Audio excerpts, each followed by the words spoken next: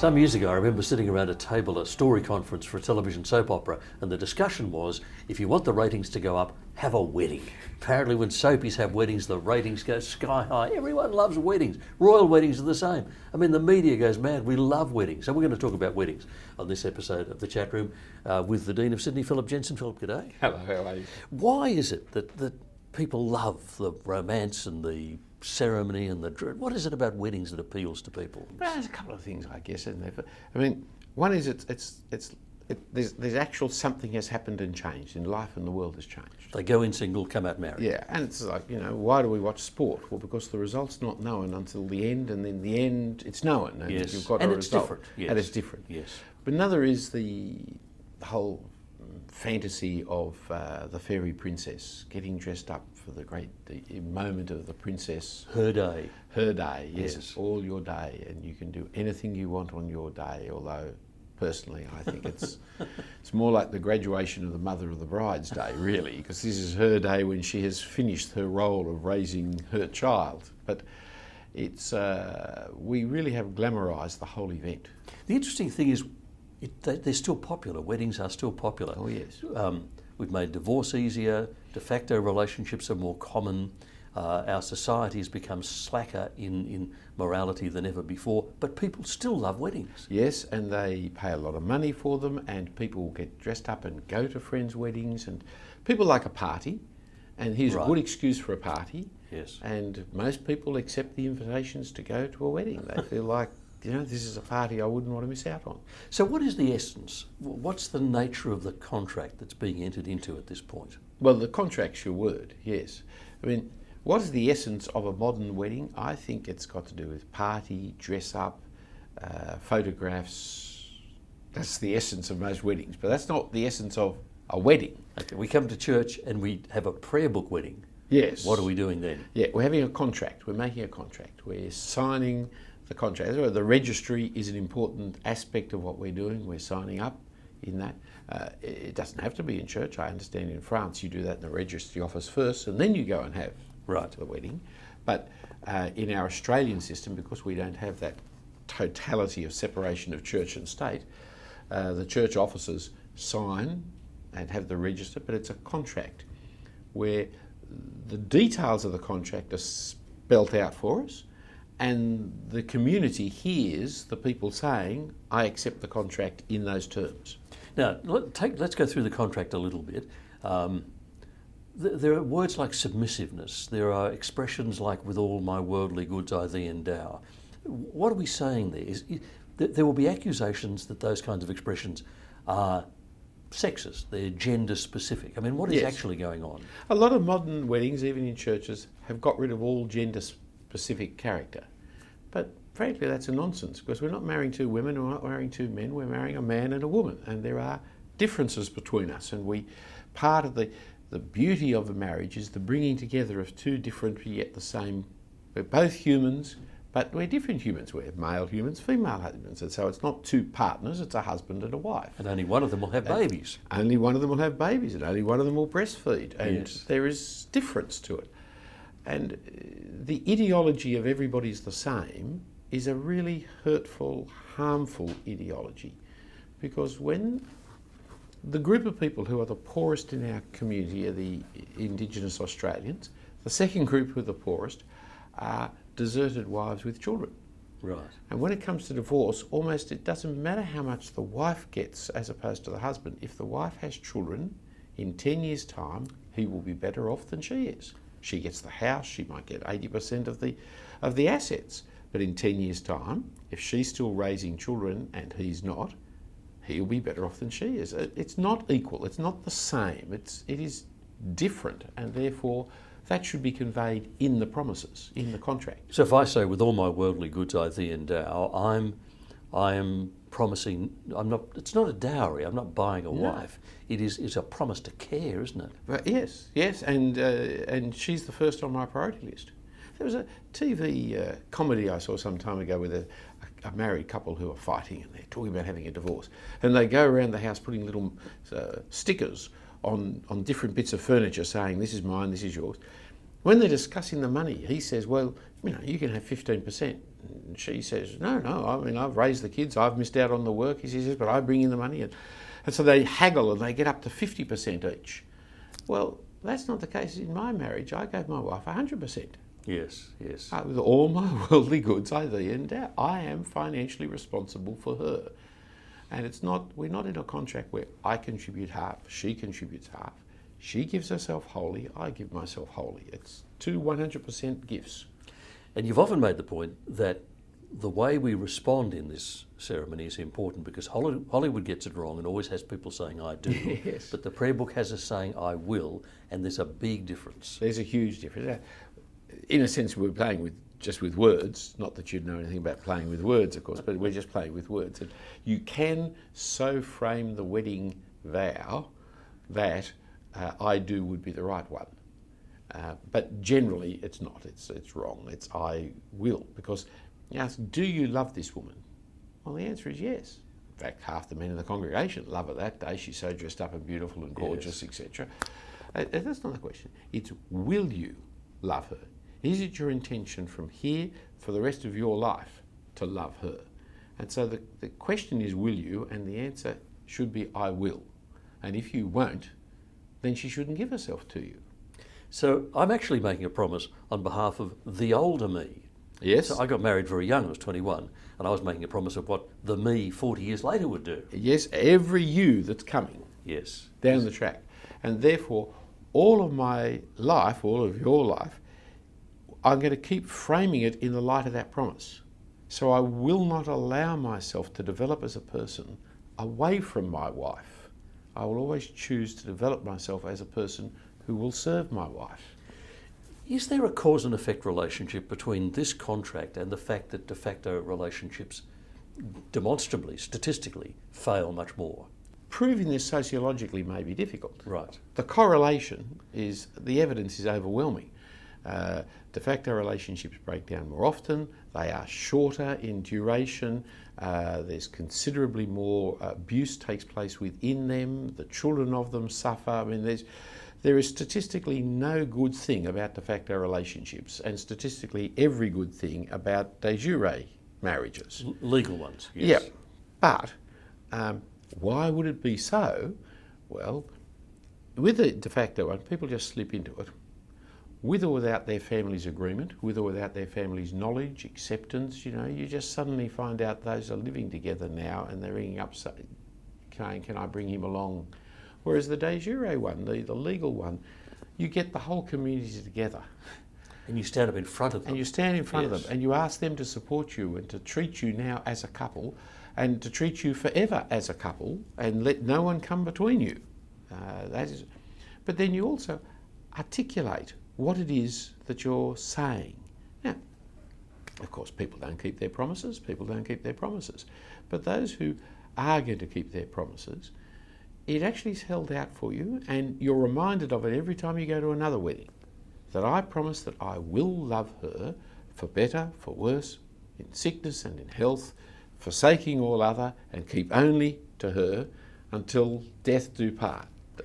That's why adultery always strikes us as being the biggest betrayal, doesn't it? Yes, because the essence of marriage is faithfulness. Yes. Now, for many years we've seen love and marriage go together like a horse and carriage, and you're old enough to know that song, but please don't sing it for us. But, you know, love, love, love, love. Marriage is about love, love. That. No, marriage is about faithfulness.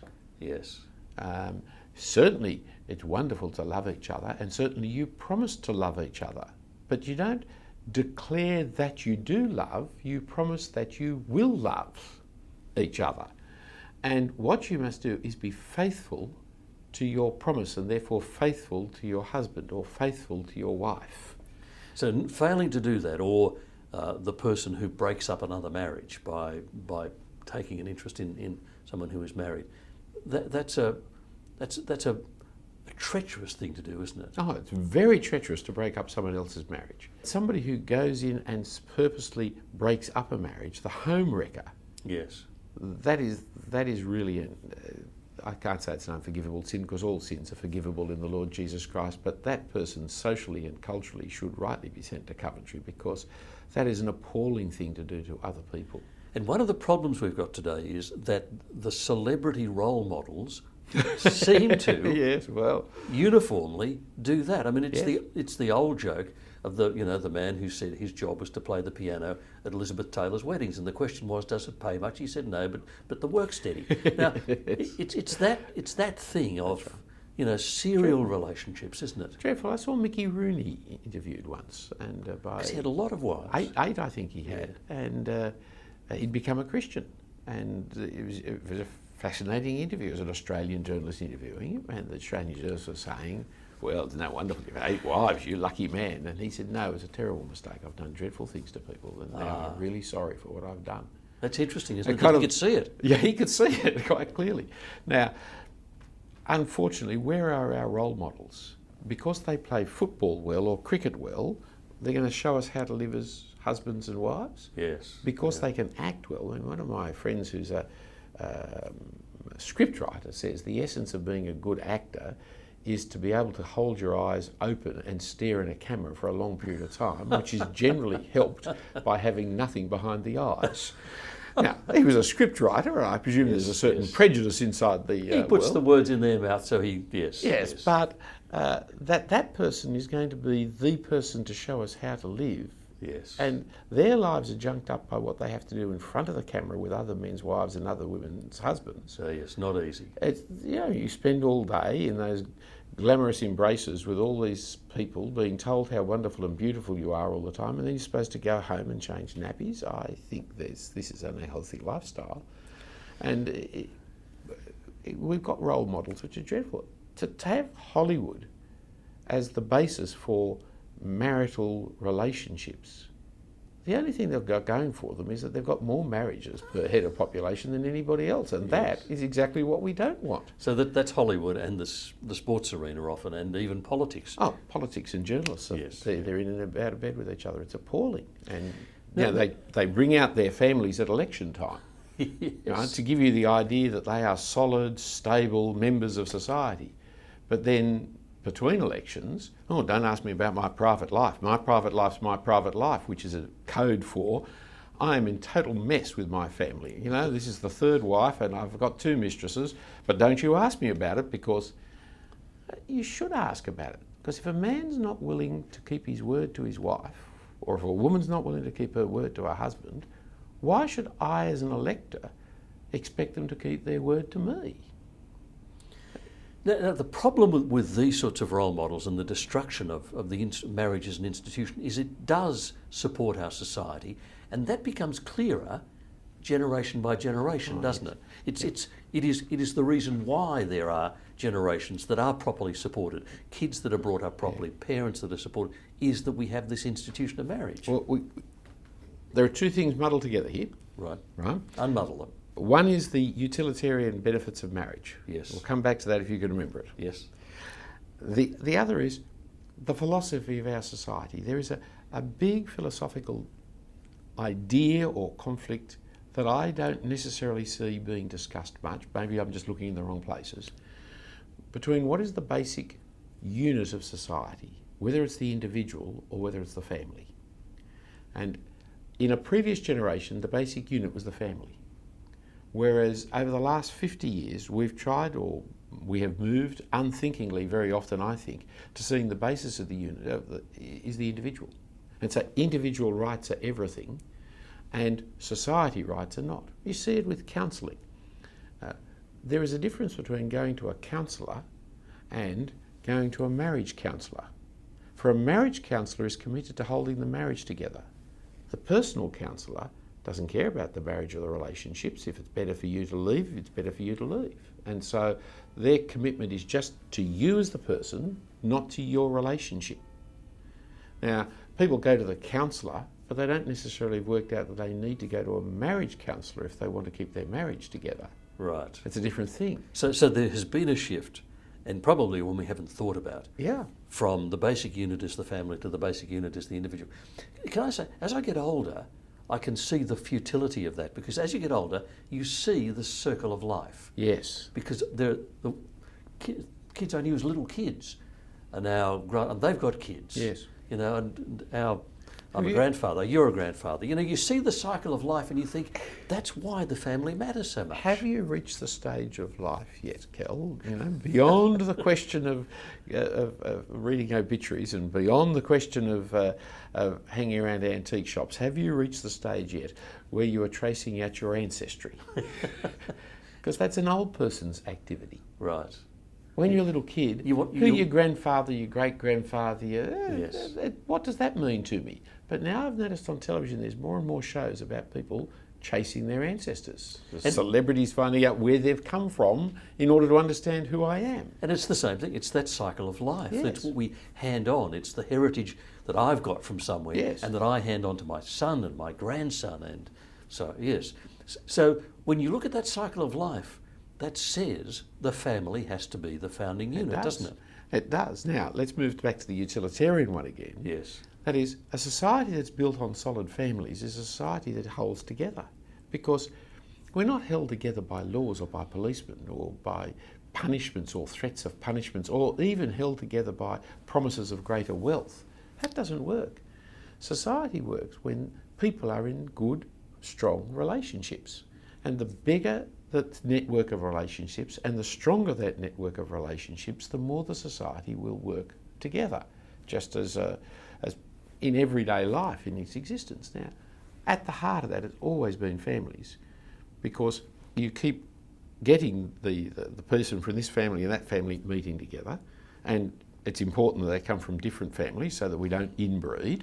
Yes. And so you constantly are creating new networks within the society of families that weren't connected to each other, now become connected to each other and produce again a next generation. You get the intergenerational flow of people. Grandparents are terrifically important in helping young, economically struggling families in raising their children these days. It's just part of life. In fact, there's a generation that I think are going to raise their children and they're going to raise their grandchildren, yes, because of the shifts in our society. But the networking, and that's why divorce keeps ripping the fabric of society. It's not just the couple separate. Yes. Not just the couple separate from their children, but the grandparents lose their grandchildren. The uncles and aunts. And uncles get disconnected. I love being an uncle. Yes, I think an uncle is one of the best jobs in the world. Yeah. And I love all fun, no responsibility. Exactly. And I've got all these nephews and nieces, and they're part of my world. Yes. I don't own them, but I have a relationship with them that I don't have with any other child in that kind of age group. And I see David in the street, I go and give him a thump on the shoulder. Yes. Yeah. And I can't do that with people. I don't want to do that with people, but I want to do that with David. And I like the fact that he calls me uncle and teases me. Now, that generational... I lose that in divorce. Yeah, it breaks up.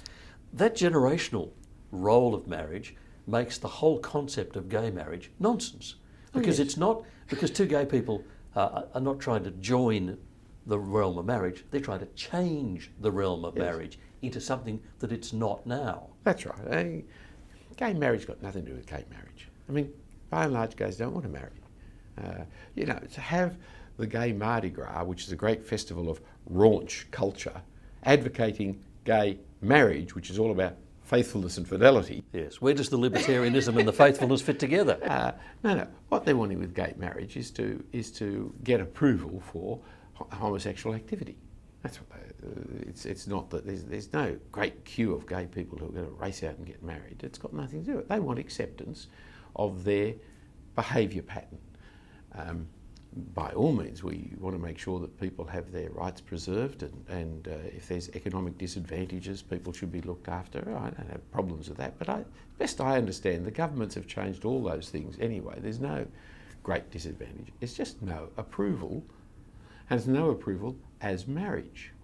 And there's not going to be any more than adulterers are going to be approved of. And yes, when people want to come and get married, like, for the 8th time, I'm not really interested in going to hear for the 8th time the person say, I'm going to live with you forever and forsake all others. I mean, it's a nonsense. Yes. And so multiple remarriage of divorcees makes a mockery and a nonsense of marriage. Well, likewise, so does actually having a homosexual commitment to a heterosexual activity. So what they see is this word marriage which has really high status in our society. It does. And they want the status. They don't want to change who they are and how they behave. They just want to borrow the status. They want it, that's right. That's a good way of putting it. And that status comes because it's families which are the basic units of society. It's what builds society. That's why the status is so high. The wedding itself is not the reason. The wedding expresses marriage. But the marriage is the status of what our society is built on. Now, it's being undermined by individualism. It's being undermined by de facto relationships. And so they want to share in the undermining of this status of family life. But our society will be all the weaker for undermining marriage. Well, let's look at some of the things that have undermined it, because there was a major shift in the 70s, wasn't there, in the way divorce happened in Australia. Crazy. What happened then? Absolutely crazy. See, words matter to us, and they should matter to us, but they slipped in the early 70s a new divorce law which said that as long as you were separated for 12 months, you could get divorced and remarry somebody else. But they kept all the language of marriage is for life, a lifelong sexual union between men, but it no longer meant that. See, you can have all the right words and not have the same meaning. So what marriage now under the divorce law means is, and you could codify this in your contract if you wanted to, I will stay with you and I will not stay with anybody else in a publicly contracted arrangement until I've left you for more than 12 months. Yes. Because that actually is what it means to be married in Australia today. That's not what Christians mean by marriage. When we say, I'm going to stay with you for better, for worse, for sick, until death us do part, that's what we mean. That's a different thing altogether. Now, by making divorce easy for people, what has happened is marriage as an institution has been so undermined that people are saying, well, what's the point of having a piece of paper? I might as well just live with the person. Yes, yes. Which in fact the piece of paper represents a major personal contract. Yes, and a personally, publicly contracted contract. So Yes. when I buy a house, I just do it personally and privately. When I buy a car, I just do it personally and privately. But this one is bigger and more important than a car or a house. This is the biggest contract I enter into in my life. And furthermore, it's a contract which is relevant to the rest of society around about me. One of the things I've read about, in America, they have things called starter marriages. It's just the first marriage that you have till you have the real marriage. Yes, And that's awful. the kind of concept which is undermining the whole That's whole right. thing. What's her name? The great anthropologist Margaret Mead. She was for that. She was having, I don't know use that phrase, but she had one marriage just to kind of find your way out. Then you have a marriage contract when you're going to raise the children, and you can't get out of that one as long as you're having the children. But once the children have been raised, then you can enter into another one that you will enjoy, you see. And so you can have these stages of marriage. Now, she was a woman who seduced other men and women. She was a sexually immoral woman who was rationalising her sexual immorality left, right and centre, wrote a book about the Trobriand Islands which was completely wrong about sexuality and gave the ideas that the South Pacific was just the happy paradise where everybody raised everybody's kids together. It was a load of nonsense. Well, an Australian academic has exposed her That's right. inaccuracies. Yeah, Yes. it was just wrong. But it was all her resolving her sexual problems in so-called academic work, which was really second-rate, but gave her the platform upon which she could teach the world about this way of serialising marriages. I've spent many years as a university chaplain. I've seen people whose parents have divorced when they've been adults, and it has devastated them. Yes. Yeah. I've seen students walking around crying for months uncontrollably because their parents have split up. The pain and the hurt that can be caused is enormous.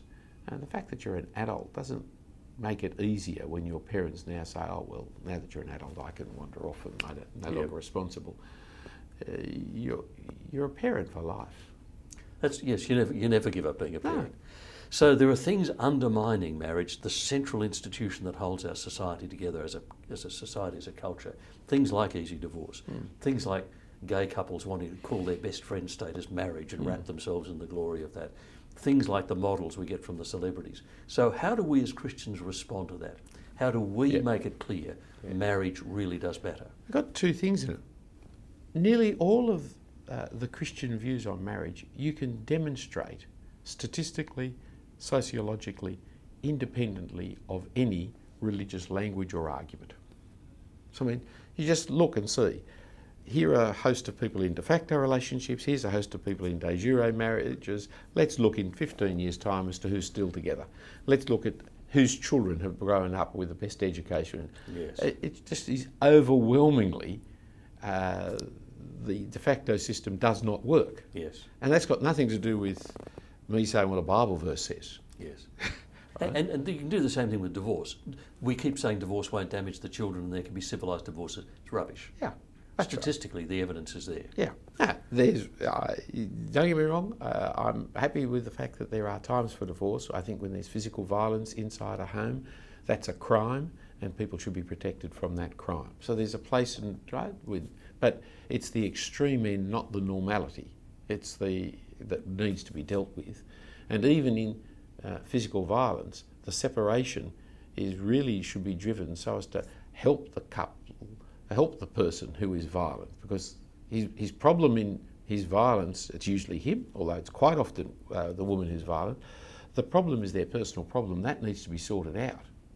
And if you love them, then you would hope that they will get counselling and sorting out, but you don't continue living under that situation. So there's a time and a place, but the Christian can also point out and raise the question, isn't it interesting that the kinds of things God says to do turn out to be the kinds of things that we can demonstrate are the best way to live? So it may well be everything God says is the best way to live. It may be that he actually made us and made us to marry the way he does, and he knows what he's talking about, and you should listen to him on other subjects. So in other words, a conversation about marriage might open up a little door to talk about the gospel. Yes, it should do, because why is it that polygamy doesn't work? Why is it that de factos don't work? Why is it that it's really helpful to have people united for life like this? Why? It raises the whole question of maybe it's God's world after all. It's a good question to raise. And it may well be we need to be defending marriage. It's certainly under attack in our society today. And it may be that defence and discussion of marriage opens the door to talking about other significant eternal questions. Philip, Jensen, thank you for your time. It's a pleasure, Cal. Thank you for your company. And if you want to hear Philip teach the Bible and you're in Sydney, come to the cathedral sometime. We'd love to see you. And we'd love to see you again next time on The Chapter.